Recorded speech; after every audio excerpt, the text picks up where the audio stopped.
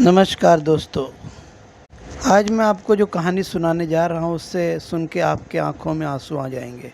लेकिन इस कहानी को सुनाने से पहले जो भी श्रोता हमारे चैनल पर नए हैं वो वीडियो को लाइक, शेयर और सब्सक्राइब कीजिए ताकि नए नए वीडियो की अपडेट आपको मिलते रहे, और बेल आइकन का बटन भी दबाइए। उत्तर प्रदेश के एक छोटे से गाँव में से दो भाई जो अपना जीवन यापन कर रहे थे और अच्छे से रह रहे थे, लेकिन कुछ घर की परिस्थितियों के कारण उसमें से एक भाई को मुंबई में काम करने के लिए आना पड़ा।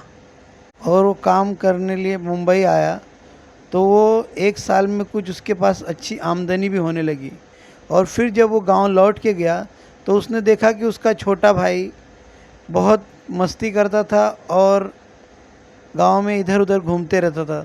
तब उसने अपने छोटे भाई को कहा, चल तू भी मुंबई चल, वहाँ दो पैसे दोनों मिलकर कमाएंगे तो बहुत अच्छा होगा। इस छोटा भाई भी बड़ी भाई का बात मान के मुंबई चला आया। अब दोनों जन मुंबई में अच्छे से काम करने लगे और व्यापार करने लगे अपना, और कुछ ही समय में वो उनका व्यापार जम गया और वो अच्छा पैसा कमाने लगे और उनके अच्छी आमदनी भी होने लगी। और जब कुछ पैसा इकट्ठा हो गया तब उन्होंने सोचा कि मुंबई में एक फ़्लैट खरीद लिया जाए। लेकिन जब फ्लैट खरीदा गया तब उस समय छोटे भाई के मन में एक चालाकी आ गई। उसने क्या किया कि जो फ्लैट है उसने अपने नाम पे करा लिया, जबकि ये जो पैसे वो लोग कमाए थे दोनों भाई मिलके कमाए थे। इस हिसाब से फ्लैट दोनों के नाम से होना चाहिए था। लेकिन बड़ा भाई उसको अंधे के हिसाब से विश्वास करता था, अंधे की तरह और वो कुछ पढ़ा लिखा भी नहीं था, उसको कुछ पढ़ने लिखने भी नहीं आता था भाई को। जब छोटे भाई ने पूरी प्रॉपर्टी अपने नाम पे करा ली और कुछ समय के बाद जब बड़े भाई को ये बात पता चली तो उसका दिमाग होश में नहीं था। वो एकदम डिप्रेस हो गया और बहुत उसे टेंशन आ गया।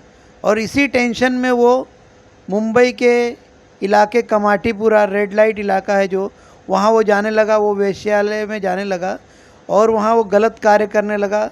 और वो वेश्यालय में जब भी जाता था वो दारू पीता था और वेश्या को जो भी पैसा वो कमाता था वो दे देता था। उसे ये भी नहीं होश रहता था कि मैंने वेश्या को कितने पैसे दिए।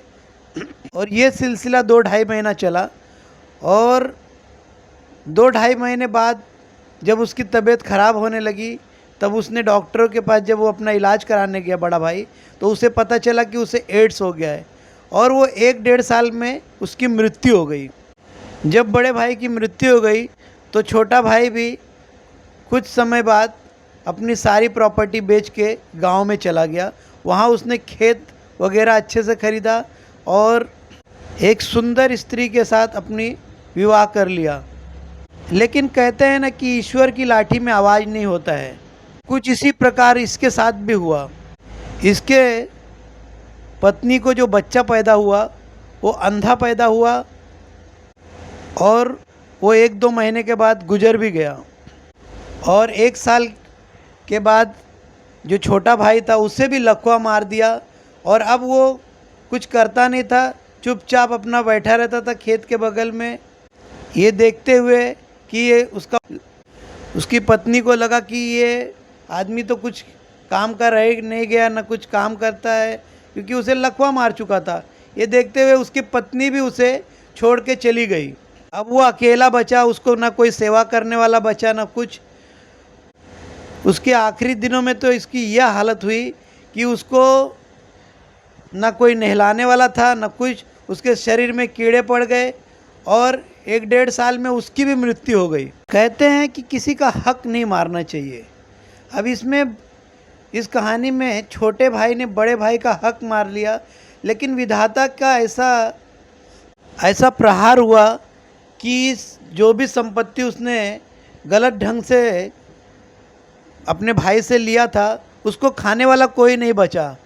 हमारे बड़े बुज़ुर्ग कहते हैं कि अगर हम किसी का हक मारेंगे तो अगले जन्म में हम बैल बन के उसको हमें पूरा करना पड़ता है। ये कहानी में ठीक वैसे ही हुआ। छोटे भाई ने बड़े भाई का हक मारा था, इसीलिए देखिए किस प्रकार होता है। हमें किसी का हक नहीं मारना चाहिए, ईमानदारी से काम करना चाहिए, अच्छे से रहना चाहिए, घर परिवार अच्छे से चला